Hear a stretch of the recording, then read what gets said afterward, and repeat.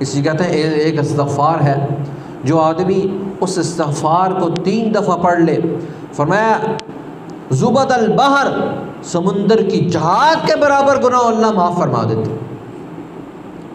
اور اگر ورق الاشجار، دنیا میں جتنے درخت ہیں ان کے پتوں کے برابر ایک انسان کے گناہ اللہ معاف فرما دیتے ہیں، ریت کے ذرات کے برابر گناہ اللہ معاف فرما دیتے ہیں۔ اور وہ استغفار کون سا ہے؟ استغفر اللہ العظیم الذی لا الہ الا هو الحی القیوم واتوب الیہ۔